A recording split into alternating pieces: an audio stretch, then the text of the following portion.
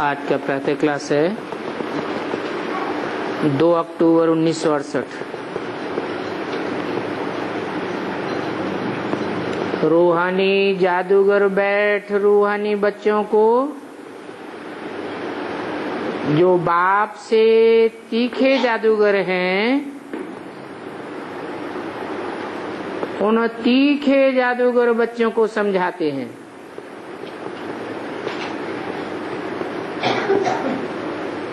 पूछते हैं तुम यहाँ क्या कर रहे हो? यहाँ बैठे बैठे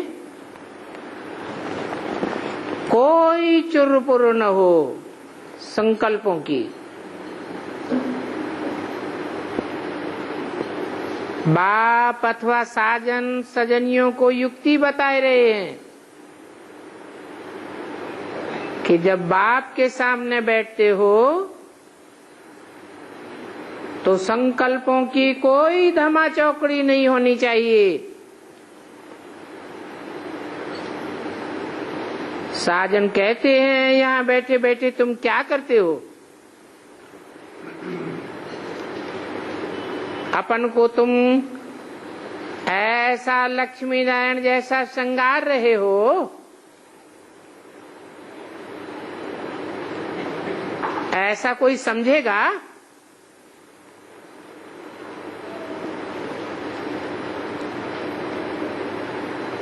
हाँ, सब बैठे तो हैं नंबरवार पुरुषार्थ अनुसार।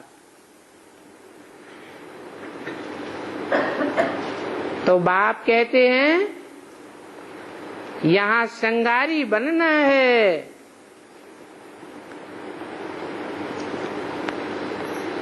अपना श्रृंगार भी करना है और संगी साथियों का भी श्रृंगार करना है। कौन सा श्रृंगार है? जिस्मानी श्रृंगार नहीं है, रूहानी श्रृंगार है।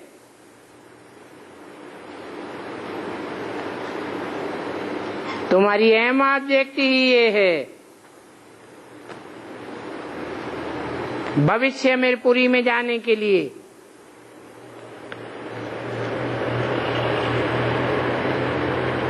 तो सोचो यहाँ बैठे तुम क्या कर रहे हो?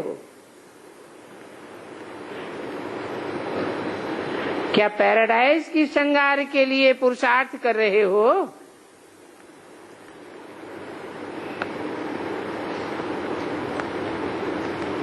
इस श्रृंगार के लिए क्या कहेंगे?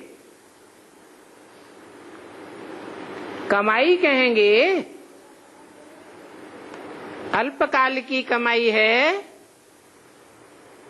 या सदाकाल की कमाई है?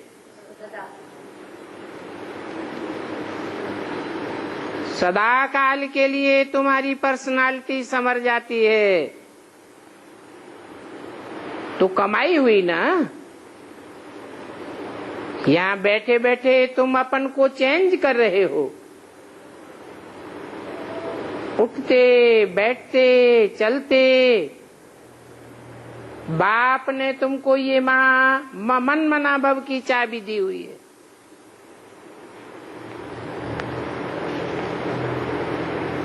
इस चाबी को लगाने के सिवाय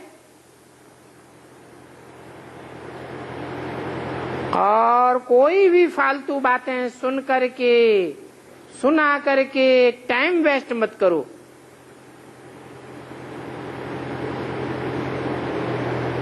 तुम अपने श्रृंगार में लगे रहो। दूसरा करता है वा नहीं करता है, इसमें तुम्हारा क्या जाता है? तुम अपने पुरुषार्थ में तल्लीन बने रहो।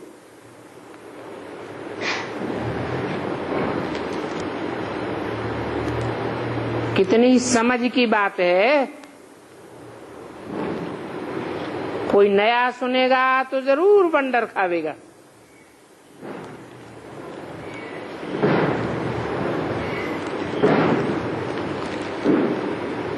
तुम्हारे में भी कोई तो अपना श्रृंगार कर रहे हैं और कोई तो और ही बिगाड़ रहे हैं।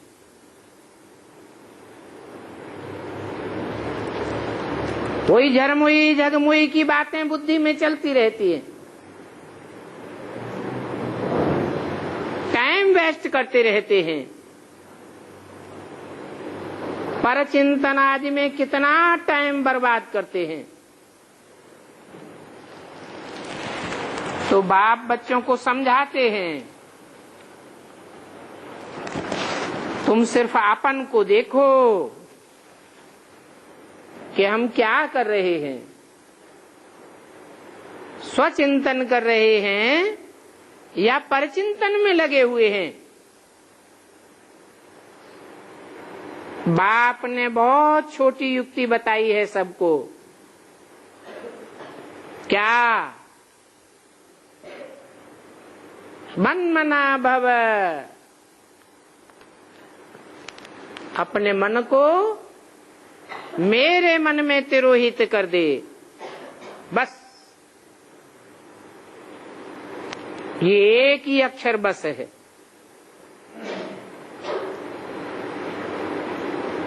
तुम बैठे तो यहां हो, परंतु बुद्धि में है कि सारा सृष्टि चक्र हम कैसे फिरते आए हैं।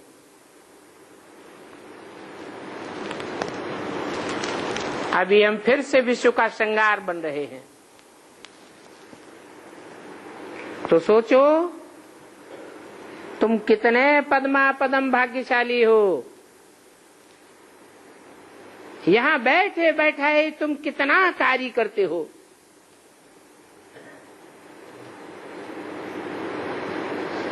कोई हाथ पांव तो नहीं लगाते हो, सिर्फ मन बुद्धि से विचार करने की बात है।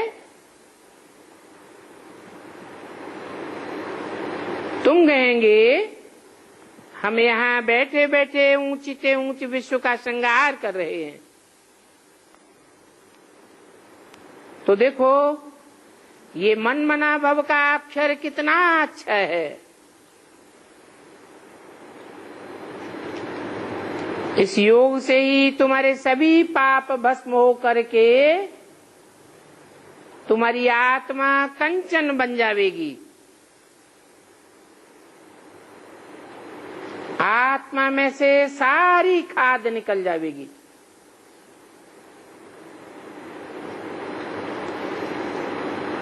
फिर देखो तुम्हारी आत्मा कितनी शोभनी को हो जाएगी।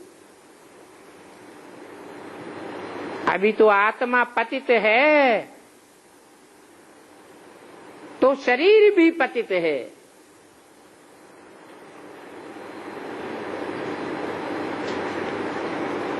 पतित शरीर की कालिमा में पतित आत्मा देखने में आती है।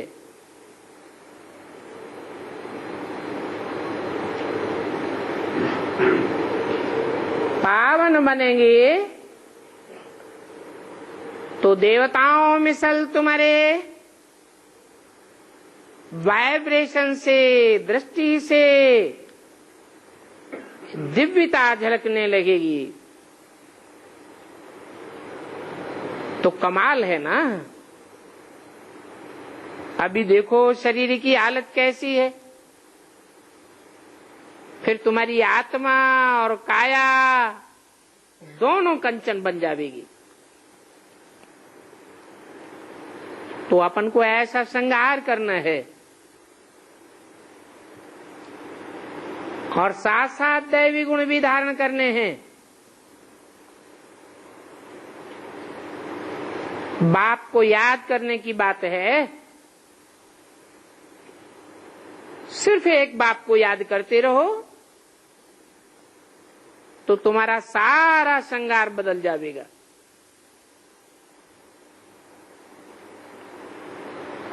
फिर तुम बाप से भी बड़े जादूगर हो जावेंगे।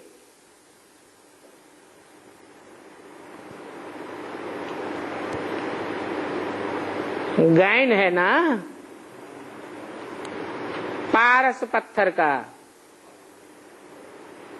तुम पारसनाथ बन जावेंगे।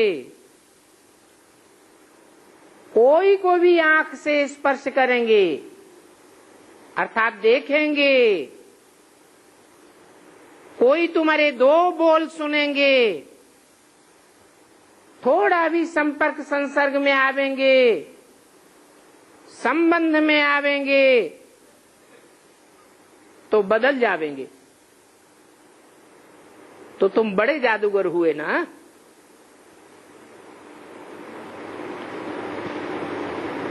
तुमको युक्ति बताते हैं, ऐसे ऐसे करने से तुम्हारा श्रृंगार बन जाएगा। अपना श्रृंगार न करने से मुफ्त अपन को नुकसान पहुंचाते हो। अभी तुम समझते हो कि भक्ति मार्ग में हम क्या क्या करते थे।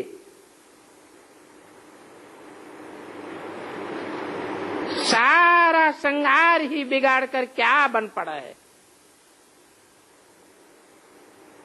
अभी एक ही मनमना भव अक्षर से बाप की याद से तुम्हारा श्रृंगार कितना अच्छा हो जाता है। तो देखो बाप बच्चों को कितना अच्छी रीति समझा कर रिफ्रेश करते हैं। यहां बैठे तुम क्या करते हो? याद की यात्रा में बैठे हो। अगर यहां बैठे भी कोई का ख्याल और तरफ जाता होगा तो उनका श्रृंगार थोड़ा ही बनेगा। पहले तो खुद ही श्रृंगारी बने, फिर औरों को भी रास्ता बतावे। जानते हो कि बाप तो आते ही हैं श्रृंगारी बनाने। तो बुद्धि में आना चाहिए, बाबा आपकी तो कमाल है, आप कैसी अच्छी युक्ति बताते हो और सहज भी है। उठते बैठते चलते हमको अपना श्रृंगार करना है। कोई तो ऐसे हैं जो अपना श्रृंगार करके फिर औरों का भी श्रृंगार करने लग पड़ते हैं। कोई तो अपना भी नहीं करते और दूसरों का भी श्रृंगार बिगाड़ देते हैं। ऐसे ऐसे संग के रंग में लाते हैं। फालतू कर्म करके, फालतू बातें सुना करके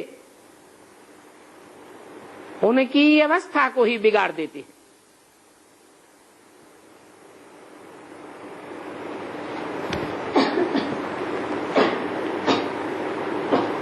खुद भी श्रृंगारी बनने से रह जाते हैं तो दूसरों को भी नुकसान पहुंचाते हैं। तो बाप कहते हैं अभी अच्छी रीति सोच करो कि बाबा हमको कैसी कैसी युक्ति बताते हैं। भक्ति मार्ग के शास्त्र पढ़ने से ये युक्तियां नहीं आती हैं। वो शास्त्र तो भक्ति मार्ग के हैं। तुमको कहते हैं तुम किसी शास्त्र को नहीं मानते हो, बोलो हम तो सभी शास्त्रों को मानते हैं, क्योंकि हमने ही आधा कल्प भक्ति की है और धर्म वाले तो बाद में आते गए हैं। क्राइस्ट आवे तब तो उनके फॉलोअर्स आवेंगे। शंकराचार्य आवे तब उनके फॉलोअर्स आवेंगे।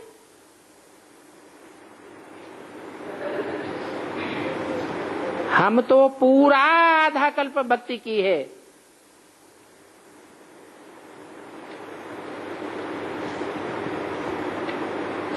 शास्त्र आदि पढ़े,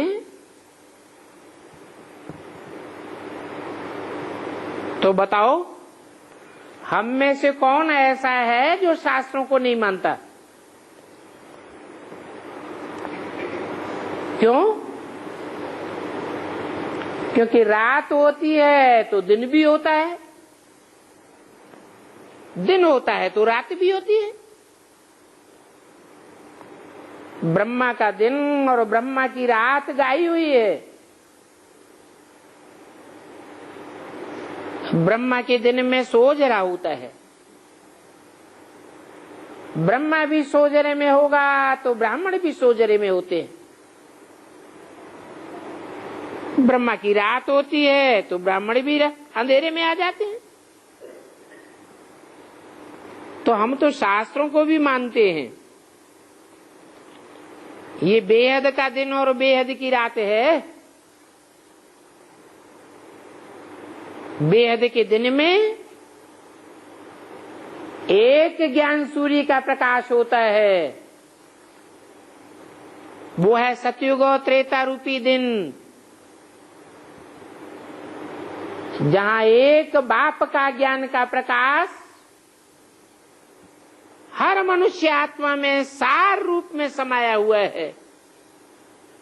क्या है सार? मैं आत्मा ज्योति बिंदु। हर सेकंड ये सार समाया हुआ है।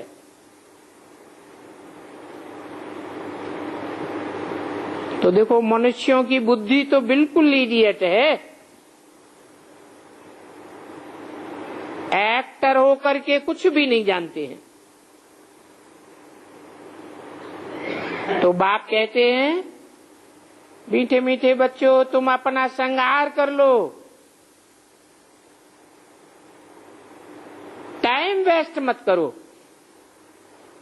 क्योंकि अभी बहुत थोड़ा टाइम है।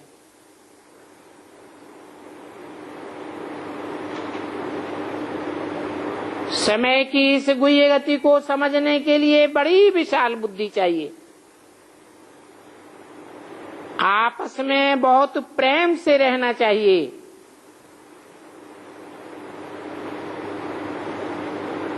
तुम्हारा टाइम मोस्ट वैल्यूबल है, क्योंकि तुम ही कौड़ी से हीरे जैसे बनते हो। और धर्म वाले अथवा उनके फॉलोअर्स तो हीरा बनते ही नहीं है।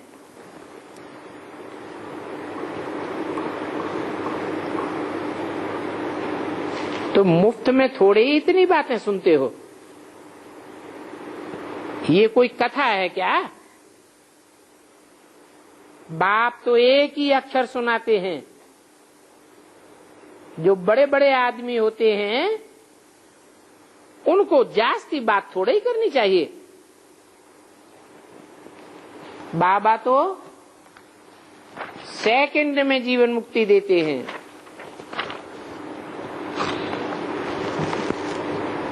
दो 1068 की वाणी का दूसरा पेज। तो ये बच्चे हैं सबसे ऊंच श्रृंगार वाले। इतने ऊंच श्रृंगार वाले हैं तो इनकी निशानी क्या है? संगम युग में ही ऐसे ऊंच श्रृंगार वाले बनते हैं। तो भक्ति मार्ग में कोई निशानी भी होगी।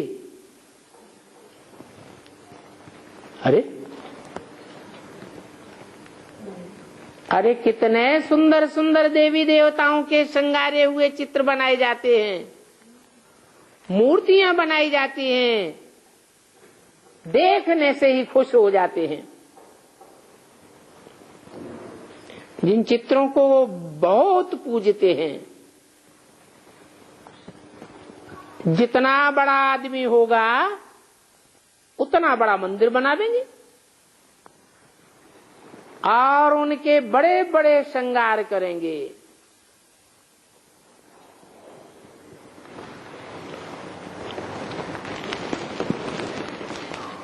देवताएं भी नंबरवार हैं। कितने देवताएं माने जाते हैं? 33 करोड़ देवताओं की मान्यता है। एक से एक बढ़कर के छबीले, श्रृंगारे हुए, परंतु सबसे जास्ती श्रृंगार किसका है? इन लक्ष्मी नारायण का। विष्णु का श्रृंगार कितना करते हैं? अभी तो देवताओं के चित्र पर हीरों का हार भी पहनाते थे।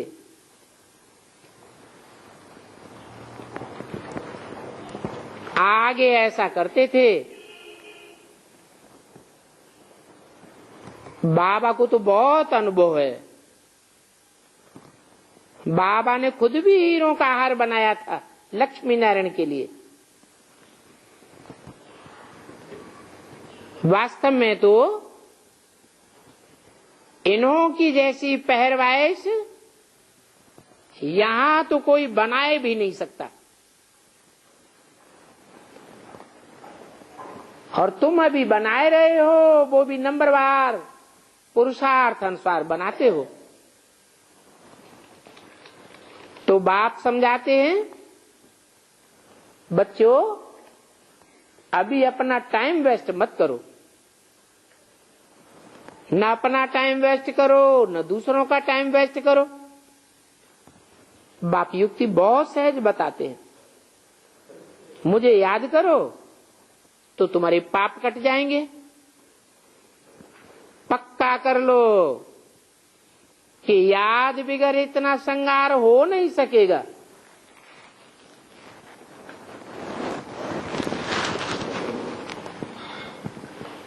तुम जानते हो कि हम यह बनने वाले हैं,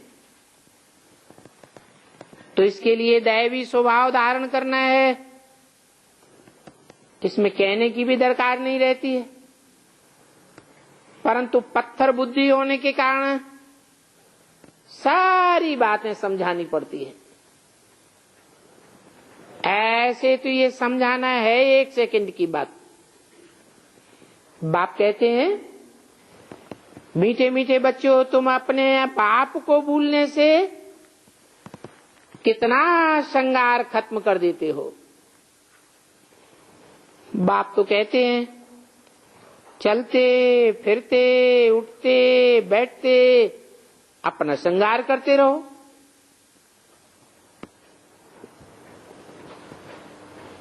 फिर होता क्यों नहीं?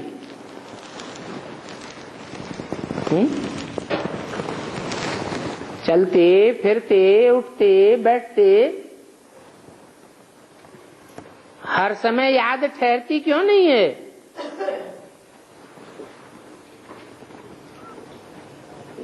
अरे, क्योंकि माया भी अपोजिशन करती है। ये माया क्या चीज है?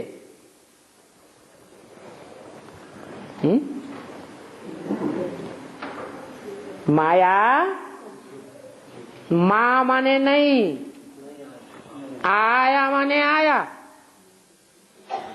ये ना आया होता माया रावण तो अच्छा था।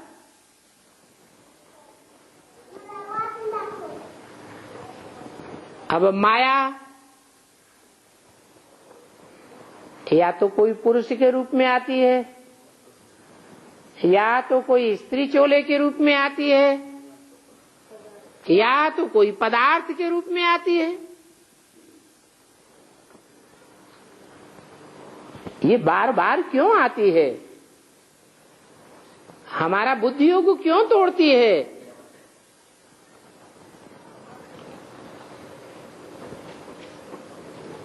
बिना बुलाई आती है क्या?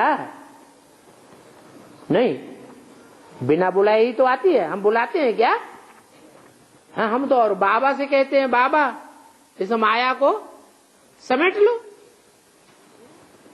तो हम थोड़े ही बुलाते हैं। बिना बुलाए आती है कि बुलाने से आती है? बिना बुलाए आ जाती है। क्यों? पूर्व जन्मों में 63 जन्मों में उन मायावी आत्माओं को हमने आवाहन नहीं किया था, है? कोई दूसरे का आवाहन किया हुआ हमारे पास आ जाते हैं। अरे संग का रंग किसने लिया? हमने अपनी स्वेच्छा से लिया, यही तो कहेंगे। तो प्रत्यक्ष रूप में हम भला आवाहन नहीं करते हैं, परंतु 63 जन्मों की हमारी ही कमजोरी है, जो जन्म जन्मांतर हम नए नए आत्माओं को नए नए रूपों में आवाहन करते रहे हैं।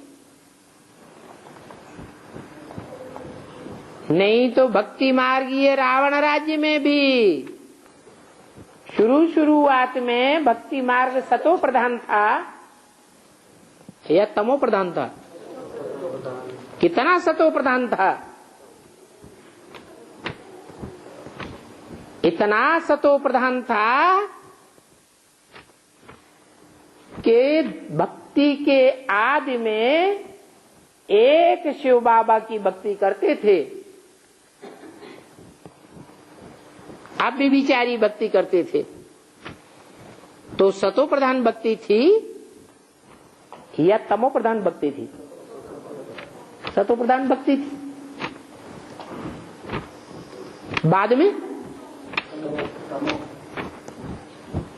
बाद में एक की जगह अनेकों को याद करने में लग पड़े। छोड़ दो। फिर क्या हुआ? अनेकों को जो याद करने लगे पड़े, उसका कारण क्या हुआ? संग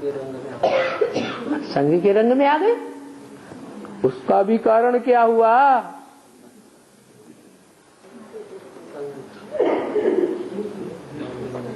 ढेर के ढेर लोगों के संग के रंग में 63 जन्म में आए, इसका भी कारण क्या हुआ? कारण माने बीज। बीजारोपण कहाँ हुआ? अरे 63 जन्मों में जो अव्यभिचारी से विविचारी हमारी बुद्धि बन पड़ी, अनेकों को याद करने लग पड़े, इसका बीजारोपण हमने कहाँ किया? संगम युग में। तो अभी बुद्धि चलनी चाहिए, बात बुद्धि में बैठनी चाहिए। क्या हम दूसरों से भी कहते हैं कि बाप आया हुआ है? वो बाप सर्वव्यापी नहीं है। क्या है? एक व्यापी बाप आया हुआ है। तो हमारी बुद्धि में तो बैठा होगा ना क्या ये बाप एक व्यापी है? उस बाप से सारी दुनिया को प्राप्ति होती है, ऊंचते ऊंच वर्षे की। वो सुख शांति का वर्षा है, और हमको अति की प्राप्ति होती है। और धर्म की आत्माओं को आधा सुख और आधा दुख, और हमको पौना हिस्सा या उससे भी ज्यादा सुख, बाकी चौथाई से भी कम दुख मिल, उसमें भी नंबरवार। कोई आत्माएं तो 82-83 जन्म भी सुख में रहती है। तो उसका कारण क्या हुआ है? कोई कारण है या नहीं है? क्या कारण हुआ? कि कि संगम युग में जब से बाप को पहचाना, जब से जन्म हुआ ब्राह्मण जीवन में, तब से अपने जीवन को देखना है कि हमारी बुद्धि एक में लटक गई, एक के कार्य में हमने अपने को समर्पित कर दिया, या अनेकों में बुद्धि लटकाते रहे। यहां फाउंडेशन पड़ रहा है। ये माया कोई और चीज नहीं है। कहेंगे हमारी ही अपनी कमजोरी है कि सब कुछ जान करके, बूझ करके, समझ करके फिर भी हम माया रावण की चक्करी में फंस जाते हैं। ये समझना 1 सेकंड की बात है।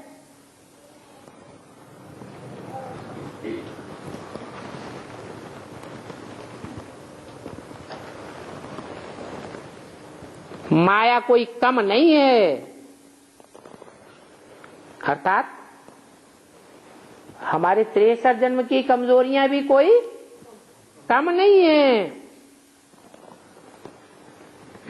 कोई कोई लिखते हैं, बाबा आपकी माया बहुत दुस्तर है। बाप कहते हैं अरे हमारी माया कहाँ है?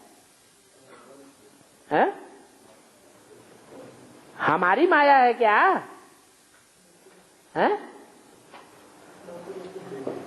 अगर हमारी माया है तो हमको ज्यादा चिपटेगी या दूसरों को चिपटेगी? हमारी माया है तो हमसे हिसाब किताब लेगी? नहीं तो जिसकी माया है उसी से उसका सारा हिसाब किताब है। तो ये खेल है। मैं तो तुमको माया से छुड़ाने आया हूं, मेरी फिर माया काहे की? मैं तुमको ही छुड़ाने आया हूं। इस समय इस माया रावण का ही सारा राज्य है।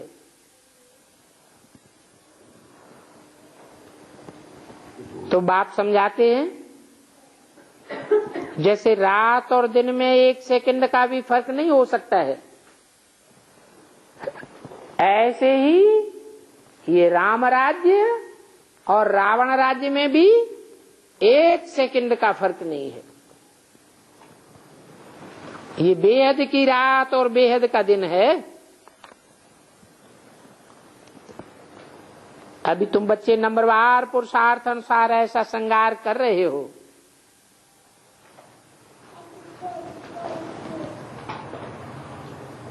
परंतु बाप कहते हैं बच्चे तुमको चक्रवर्ती राजा बनना है।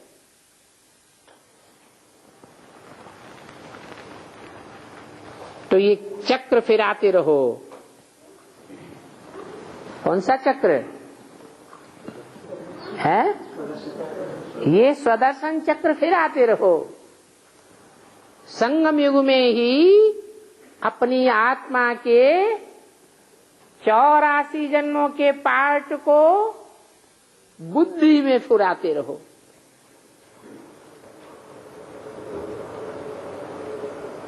पास्ट का पुरुषार्थ, वर्तमान का पुरुषार्थ और पास्ट और वर्तमान के हिसाब से आने वाले भविष्य का पुरुषार्थ हमारे 84 जन्मों को डिक्लेयर करने वाला है। बल गृहस्थ व्यवहार में रहो।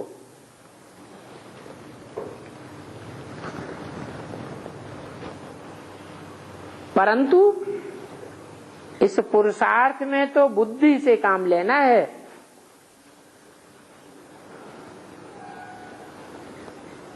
आत्मा में मन बुद्धि है ना, यहाँ बाप के पास तुमको बाहर का कोई गोरख धंधा नहीं है।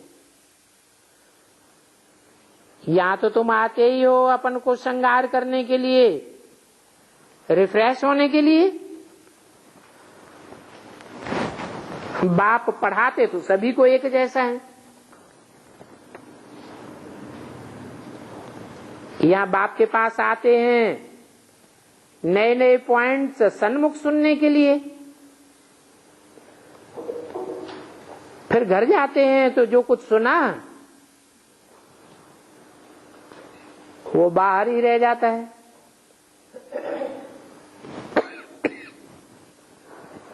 यहां से बाहर निकलने से ही झोली छट जाती है,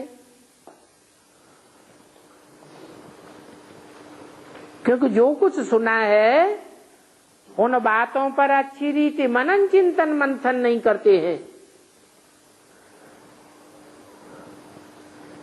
तुम्हारे लिए तो यहाँ एकांत की बहुत अच्छी जगह है।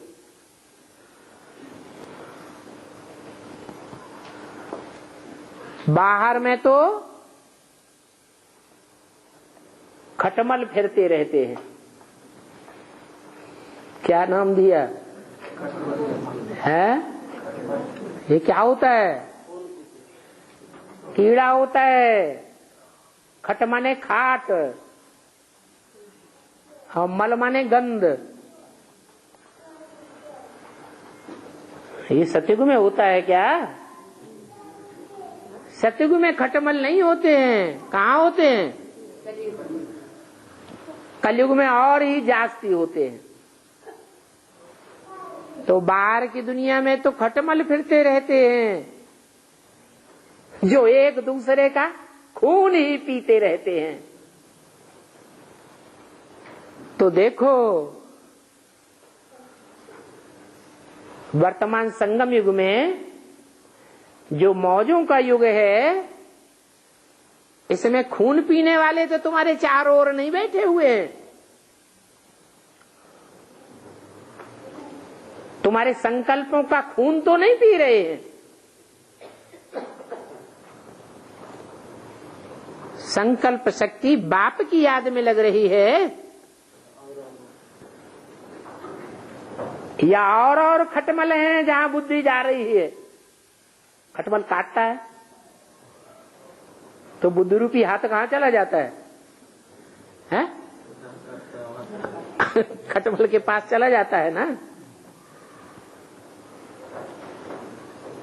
तो बाप बच्चों को समझाते हैं, ये तुम्हारा टाइम मोस्ट वैल्यूबल है।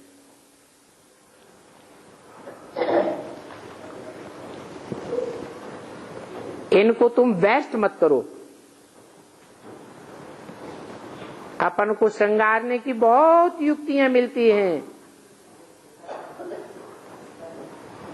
अभी इन शास्त्रों का भूसा तो बुद्धि से निकाल दो।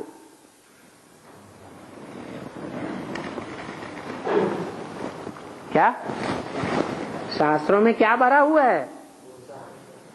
सारा ही भूसा है।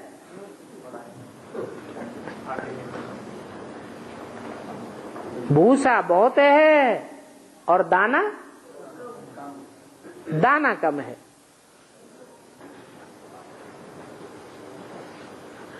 तो भूसा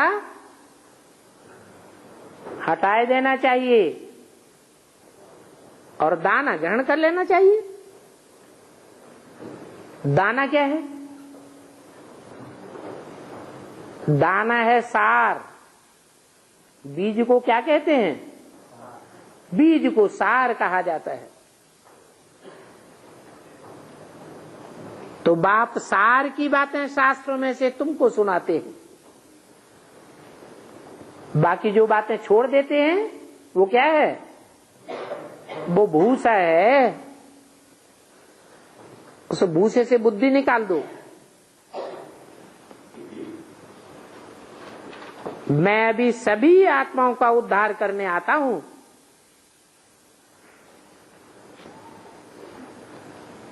और तुमको तो विश्व की बादशाही देने आता हूं। तो अब मुझ बाप को याद करो। कोई भी काम काज करते भी बाप को याद करते रहो।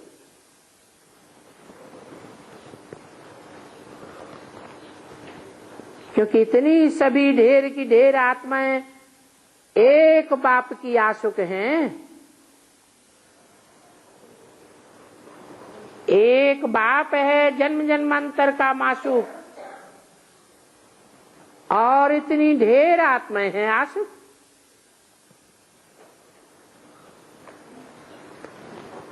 वो सभी जिस्मानी कथाएं कहानियां आदि तुमने बहुत सुनी है, आशुक माशुक वाली। फिल्मों में भी क्या दिखाते हैं? आशुक माशुक की कथाएं कहानियां बैठ बैठ बनाई। अभी बाप कहते हैं वो सब कथा कहानियां फिल्म आदि भूल जाओ, भक्ति मार्ग में तुमने मुझे याद किया और प्रतिज्ञा भी की कि हे भगवान जब आप आवेंगे तो हम आपके ही बनेंगे।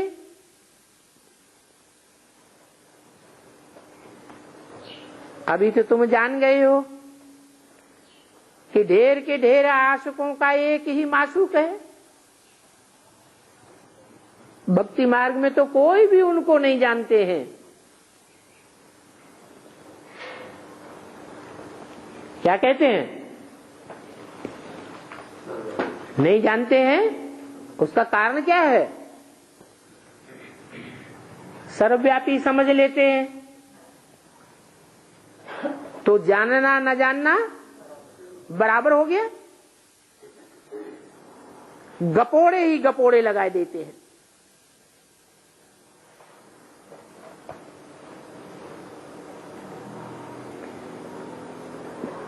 शास्त्रों में ही लिखा हुआ है, वेद की ऋचाओं में ही लिखा हुआ है कि हे भगवान हम पहले तुम्हें सर्वव्यापी नहीं मानते थे, अब सर्वव्यापी मानते हैं।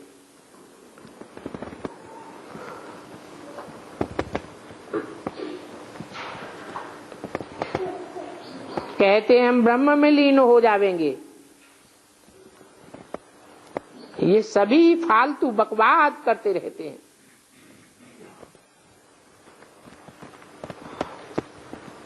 बाप कहते हैं एक भी मनुष्य मोक्ष को नहीं पा सकता,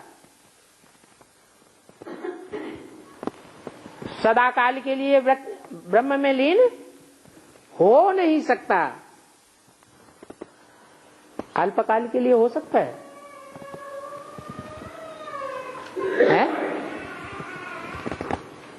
ब्रह्म में अल्पकाल के लिए लीन हो सकता है। जैसे समंदर से एक चुल्लू पानी का लिया जाए,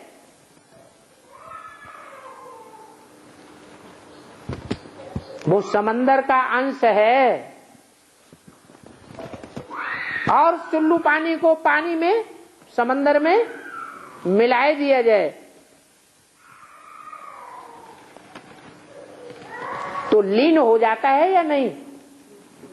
हैं? लीन हो जाता है।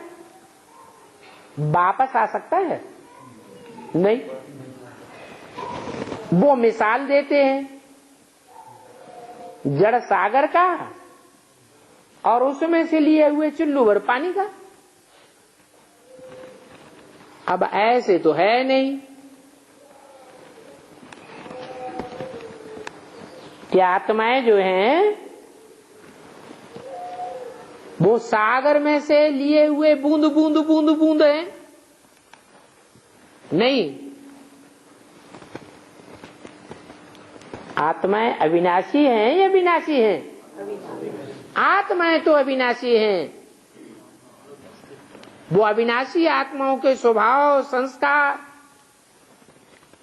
जो 5000 वर्ष के ड्रामा उनमें भरा हुआ है, पार्ट भरा हुआ है, वो विनाश हो नहीं सकता। तो लीन होने का तो सवाल ही नहीं होता। ब्रह्मलोक में आत्माएं जाकर के विराजमान तो होंगी, परंतु लीन नहीं होंगी। इसलिए बाप कहते हैं अभी सिर्फ एक अलफ को याद करो। ये नहीं कहा बिंदु को याद करो। किसको याद करो? बिंदु याद करना है तो अपनी आत्मा रूपी बिंदु को याद करो। ये आत्मा रूपी तुम्हारी बैटरी है। बैटरी जन्म जन्मांतर का पार्ट बजाते बजाते सुख भोगते भोगते खाली हो गई है। इसको भरपूर करना है तो उस ज्योति बिंदु को याद करो जिसका नाम सदाशिव है, जिसका नाम कभी बदलता नहीं है। उसकी आत्मा का ही नाम शिव है। वो सदैव कल्याणकारी है। वो कल्याणकारी बाप शिव इस सृष्टि में जब आता है तो सर्वव्यापी होकर नहीं आता है, एक व्यापी होकर आता है। उसे एक व्यापी बाप को याद करो तो तुम्हारी बैटरी चार्ज हो जाएगी। इसलिए कहते हैं अलफ को याद करो, बेपेटे से को नहीं याद करो। बिंदु को याद नहीं करना है। बिना शरीर के बिंदु चैतन्य है या जड़ है? जड़वत है। तुम्हें तो चैतन्य आत्मा का पार्ट बजाना है तो तुम्हारा ये श्रृंगार हो जाएगा। अभी तुम ये लक्ष्मी नारायण जैसे बन रहे हो तो तुमको स्मृति में आया कि अनेक बार हमने ये श्रृंगार किया है। कल्प कल्प बाबा आवेंगे और बाबा हम आपसे ही सुनेंगे, आपके सिवाय और कोई की भी बात नहीं सुनेंगे। कितनी गुही गुही पॉइंट्स बताता हूं। बाप ने कितनी अच्छी युक्ति बताई है। हम तो बाहर ही जावेंगे ऐसे बाप पर। और ये भी जानते हो कि दुनिया में जो आशुक माशूक होते हैं वो सभी एक जैसे वफादार होते हैं कि नंबरवार होते हैं? नंबरवार होते हैं। एक जैसे तो नहीं हो सकते। और ये तो सभी आत्माओं का एक ही माशूक है।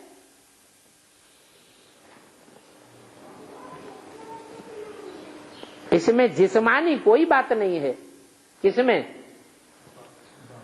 रूहानी माशूक में जिस्मानी कोई लक्षण देखने में नहीं आवेगा। और पुरुषोत्तम संगम युग पर ही बाप आते हैं जबकि ये युक्ति बताते हैं। कहते हैं कहां भी जाओ, खाओ पियो, घूमो फिरो, नौकरी करो, सिर्फ अपना श्रृंगार करते रहो। क्योंकि सभी आत्माएं आशुक हैं एक माशूक की। सब उनको ही याद करते हैं। सब उनको याद करते हैं, है? करते हैं?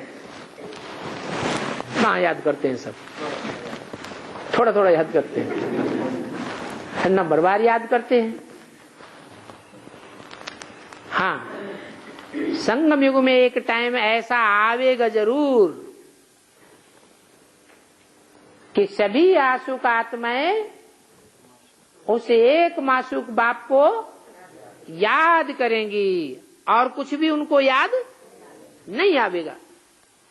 जब तक ऐसी स्टेज नहीं बनी है 500-700 करोड़ आत्माओं की, तब तक वापस परमधाम बाप के घर में नहीं जा सकते।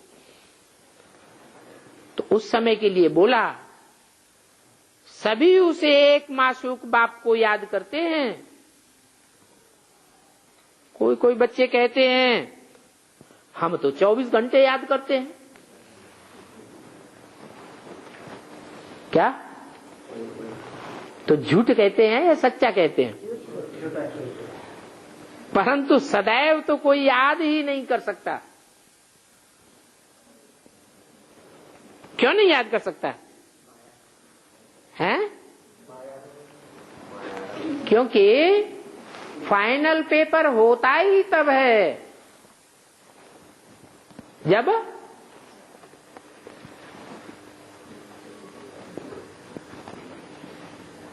एक एक ग्रुप का होता है या सबका इकट्ठा होता है? हैं? ग्रुप्स बने हुए। तो जो जिस कक्षा का स्टूडेंट है उसका फाइनल एग्जाम होता है तो याद करने लग पड़ते हैं। परंतु अभी कोई 24 घंटे याद नहीं कर सकते। बहुत में बहुत 2-2.5 घंटे तक लिखते हैं। अगर कोई जास्ती लिखते हैं तो बाबा इस बात को मानता ही नहीं है। क्यों नहीं मानता है? बाबा को मान लेने में क्या मुसीबत आती है? अरे कोई दूसरा बोलता है हम 24 घंटे याद में रहते हैं, तो उसे अपनी मस्ती में रहने दो। बाबा को मानने में क्या मुसीबत है? नंबर डिक्लेयर हो चुका है। हाँ, क्योंकि बाप कहते हैं मैं जिस तन में आता हूं उसका नाम ब्रह्मा रखता हूं। तो पहले तो ब्रह्मा, बाद में नंबरवार ब्राह्मण बच्चे। तो बाप कहते हैं कि तुम दूसरों को स्मृति नहीं दिलाते हो तो कैसे समझें तुम याद करते हो?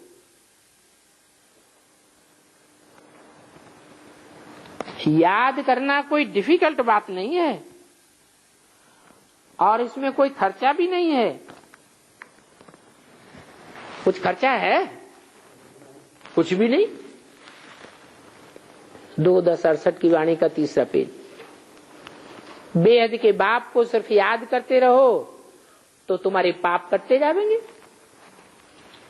दैवी गुण भी धारण करने हैं, क्योंकि पतित तो कोई आत्मा शांति धाम व सुख धाम में जा ही नहीं सकती। बच्चों को कहते हैं सभी अपन को भाई भाई समझो। अभी 84 जन्मों का पार्ट पूरा होता है। ये पुराना चोला छोड़ने का है। ड्रामा देखो कैसा बना हुआ है। ये भी तुम जानते हो नंबरवार पुरुषार्थ अनुसार।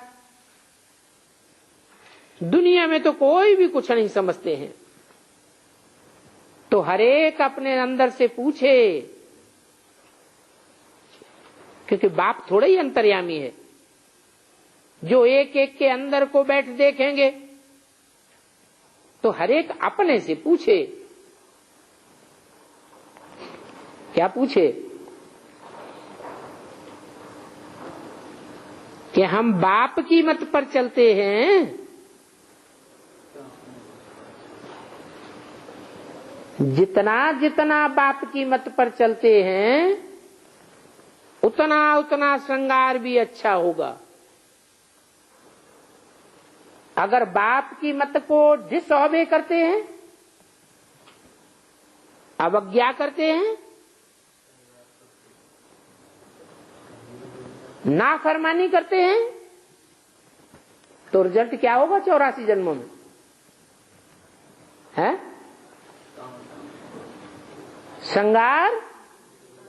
श्रृंगार बिगड़ जाएगा। क्योंकि जब नाफरमानी करते हैं बाप के सामने, तो देवान आता है या नहीं आता है? अपना देह अहंकार आ जाता है।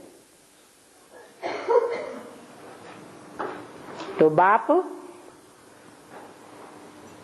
5 विकारों में से 4 विकारियों को तो पूरा ही माफ कर देते हैं, लेकिन अहंकारी को माफ ही नहीं होती है। सारा श्रृंगार बिगड़ जाएगा।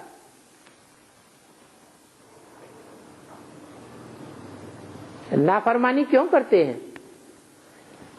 अवज्ञाकारी क्यों बनते हैं? क्योंकि एक दो की उल्टी बातें सुन सुन करके और फिर दूसरों को सुना करके अपना श्रृंगार भी बिगाड़ते हैं और दूसरों का भी बिगाड़ देते हैं। तो बच्चों को इसी धुन में लगा रहना चाहिए कि हम ऐसा लक्ष्मी नारायण जैसा श्रृंगार कैसे धारण करें। बाकी तो जो कुछ है वो सब ठीक ही है ड्रामा प्लान अनुसार। पुरुषार्थ करने के लिए क्या चाहिए? पुरुषार्थ ठीक से चलता रहे, अच्छे से अच्छा भी चल सकता है, मीडियम भी चल सकता है, लेकिन उसके लिए वो खास बात क्या है जो चाहिए, जिसके बगैर पुरुषार्थ होना मुश्किल है, जिसकी गारंटी भी बाप ने दी हुई है। हाँ,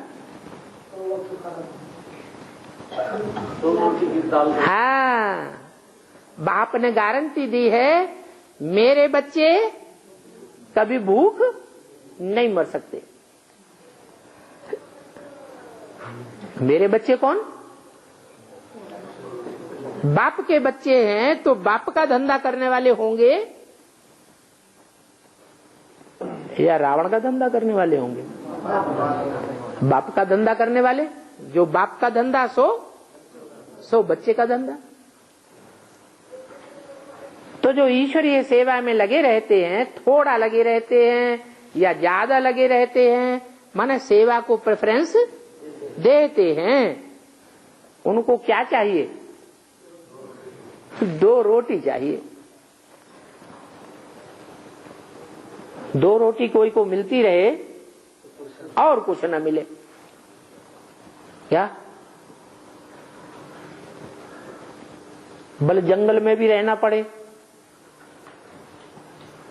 कपड़ा भी न मिले, तो पुरुषार्थ चल सकता है या नहीं चल सकता है? चल सकता है। तो बाप कहते हैं सिर्फ पेट के लिए रोटी आराम से मिलती रहे, पेट का खर्चा जास्ती नहीं है। 8 आने में पेट पूर्ति हो सकती है। हा? ये कब की वाणी है? तो महंगाई भत्ता बढ़ाएंगे कि नहीं बढ़ाएंगे? हाँ, महंगाई भत्ता तो बढ़ाना पड़े। तो उस हिसाब से पेट को पाव भर आटा चाहिए। 1 पाव आटे में नमक मिला लो, रोटी खाते रहो रोज, तो मर जाएंगे कि जिंदा रहेंगे? जिंदा तो रहेंगे। हंस रहे?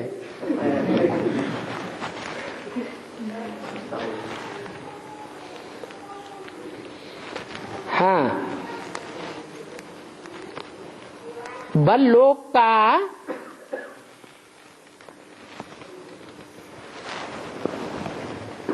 चार आना भी खर्चा होता है। उस समय कोई होंगे ऐसे लोग जिनका चार आना भी खर्चा होता है। क्या खाते हैं?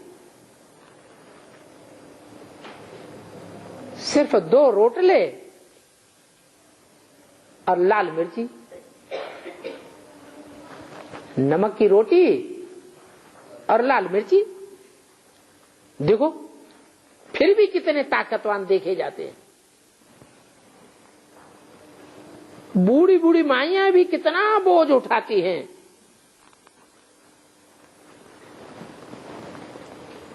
जाकर पहाड़ों पे देखो, उठाती है या नहीं? कितना बोझ उठाती है। तुमको रैल पने की आदत है और उन माइयों को गरीबी की आदत है। बल तुम सन्यासी हो, परंतु बेहद के सन्यासी हो, राजयोगी हो, तो तुमको न बहुत ऊंचा और न बहुत नीचा बल खाओ, परंतु जवान नहीं हिर जानी चाहिए। और 1-2 को याद भी दिलाते रहो। शिव बाबा याद है, वर्षा याद है, विश्व की बादशाही याद है। विचार करो, यहां बैठे बैठे भी तुम्हारी क्या कमाई होती है। इस कमाई से तुमको अपरम अपार सुख मिलने हैं। काहे से? सिर्फ याद की यात्रा से, और कोई तकलीफ नहीं है। भक्ति मार्ग की रात में मनुष्य देखो कितने धक्के खाते हैं। अभी बाप संगारने के लिए आए हैं तो फिर अपना अच्छी रीति ख्याल करना चाहिए। भूलो मत, माया बुलाई देती है, फिर तो टाइम बहुत वेस्ट कर देते हैं। तुम्हारा ये बहुत वैल्यूएबल टाइम है। पढ़ाई की मेहनत से मनुष्य क्या से क्या बन जाते हैं। बाबा तुम्हारे को और कोई तकलीफ नहीं देते हैं, सिर्फ कहते हैं बाप को याद करो, बस। कोई किताब आदि भी उठाने की दरकार नहीं। बाबा कोई किताब उठाते हैं क्या? बाप कहते हैं मैं आकर के इस प्रजापिता ब्रह्मा द्वारा तुमको एडॉप्ट करता हूं, क्योंकि प्रजा है इतनी तो प्रजापिता भी चाहिए, मुख वंशावली तो चाहिए ना। वंशावली भी होंगे। बच्चे एडॉप्टेड होते हैं तो बाप का वर्षा तो मिलने का ही है। तो बाप ब्रह्मा द्वारा एडॉप्ट करते हैं, इसलिए उनको माता कहा जाता है। ये भी जानते हो बाप को आना जरूर है, और उनका एक्यूरेट आना है। एक्यूरेट टाइम पर आते हैं और अपने एक्यूरेट टाइम पर ही जावेंगे। दुनिया को तो बदली होना ही है। शास्त्रों में तो कुछ भी लिख दिया है, तो किसी की बुद्धि में भी नहीं आता है। बोलते हैं क्या सभी शास्त्र झूठे हैं? क्या व्यास भगवान झूठे थे? अरे भगवान कौन है ये भी विचारों को पता नहीं है। जबकि व्यास भगवान है तो फिर भगवान को पत्थर बित्थर सर्वव्यापी क्यों कह दिया? बिल्कुल ही अकल चट्ट खाते में चली गई। अभी बाप तुमको कितना अकल देते हैं तो बाप की मत पर चलना पड़े। स्टूडेंट्स जो पढ़ते हैं वो ही उनकी बुद्धि में चलता है। तुम भी ये संस्कार ले जाते हो, जैसे बाप के संस्कार हैं तुम्हारी आत्मा में भी वैसे ही संस्कार होने चाहिए। फिर जब यहां से जावेंगे तो वो ही पार्ट रिपीट होता रहेगा, नंबरवार पुरुषार्थ अनुसार। तो अभी अपने दिल से पूछो तो हमने कितना पुरुषार्थ किया है बाप को याद करने का, अपन को संगारने का। टाइम वेस्ट तो नहीं करते हो? बाप सावधान करते हैं वाहियात बातों में, कहा भी अपना टाइम मत गवाओ, बाप की श्रीमत पर सदैव कायम रहो, मनुष्य मत पर न चलो, मन मत पर न चलो। तुमको ये पता थोड़ा ही था कि हम पुरानी दुनिया में हैं, बाप ने बताया तो तुमने जाना। इस पुरानी दुनिया में कितने अपरम अपार दुख हैं, वो भी ड्रामा अनुसार पार्ट मिला हुआ है। ड्रामा अनुसार अनेक अनेक विघ्न भी पड़ते रहते हैं। बांदेलियां कितना पुकारती हैं, बाबा हमको इनसे छोड़ाओ। अब कोई एक द्रौपदी की बात थोड़े ही है, न उनको कोई 5 पति थे जो नगन करते। ये बातें तो शास्त्रों में बैठ बनाई है, बाकी ऐसे है थोड़े ही। सभा में कोई थोड़े ही किसी को नगन कर सकता है। जुआ आदि की बात भी शास्त्रों में लिखने से मनुष्य जुआ खेलना सीख गए। तो बाप समझाते हैं ये ज्ञान और भक्ति का खेल है, वंडरफुल ड्रामा है। इतनी छोटी सी आत्मा में सारा अविनाशी पार्ट मुदा हुआ है, और वो पार्ट कब घिसता भी नहीं है। कितनी वंडरफुल बात है। अच्छा, मीठे मीठे रूहानी बच्चों को रूहानी बाप और दादा का याद प्यार गुड मॉर्निंग। रूहानी बच्चों को रूहानी बात याद।